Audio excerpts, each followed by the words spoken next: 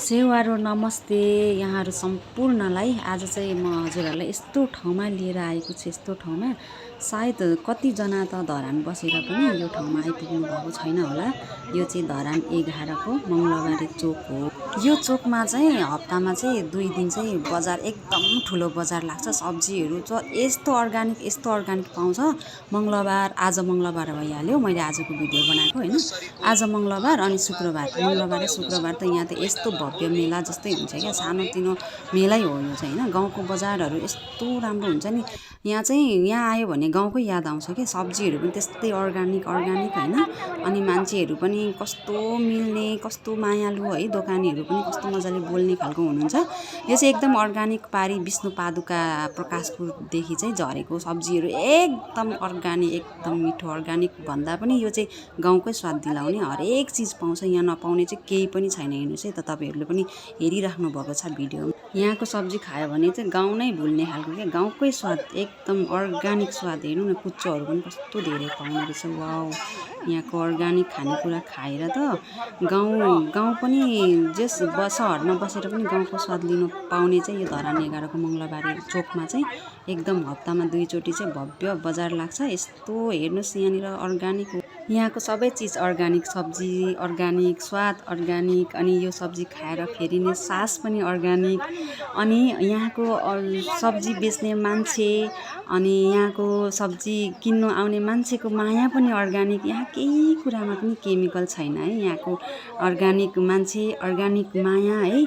यहाँ एकदमै मिठो हेर्नुहोस् त। यहाँ पाकेको केरादेखि लिएर यहाँ नपाउने केही पनि छैन। पाकेको फर्सी, पाकेको केरा, अनि यहाँ कुबिन्टा, यो नस्पाती पनि यति बेला पनि नस्पाती पनि पाउँछ। ल हेर्नुहोस्, यहाँनिर मान्छेको भिड कस्तो। अरू ठाउँमा चाहिँ पोस्ट मात्र अर्गानिक, यहाँको चाहिँ स्वाद नै साँचो अर्गानिक छ है। एकदमै अर्गानिक। हाम्रो मङ्गलबारे चोकमा किनेको खानेकुरा खायो, सब्जीहरू खायो भने चाहिँ अरू ठाउँको चाहिँ फिक्का लाग्छ। पुरै गाउँकै स्वाद। तपाईँहरू पनि आउनुहोस् है। हाम्रो चोकमा चाहिँ हप्तामा 2 दिन चाहिँ जे पनि किन्न पाउँछ। गाउँकै मेला जस्तै, गाउँकै बजार जस्तै। हाम्रो शङ्खसभातिर लाग्ने अनि ताप्लेजुङतिर जस्तो लाग्ने बजारहरू हुन्छ नि, गाउँले बजार, सेम त्यस्तै नै हुन्छ। यहाँ चाहिँ एकदमै, यहाँ फेरि सब्जी किनेर यहाँको सब्जी लगेर खानुभयो भने सब्जी किन्नलाई फेरि आउनुहोस् है भनेर साउजीहरूले भनिराख्नु पर्दैन क्या। तपाईँलाई त्यो सब्जीको स्वादले नै यहाँसम्म फेरि पनि तानेरै ल्याउँछ क्या। त्यस्तो स्वादिष्ट सब्जीहरू पाउँछ यहाँ। अरू सामानहरू पनि पाउँछ, नाङ्लो,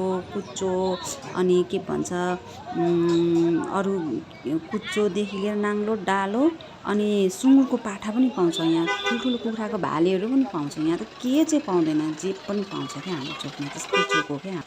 ल भिडियोमा हेर्नुहोस् त। यहाँ तपाईँ नै भन्नुहोस् त, नपाउने के चाहिँ छ त? यहाँ केही छैन, नपाउने केही पनि छैन।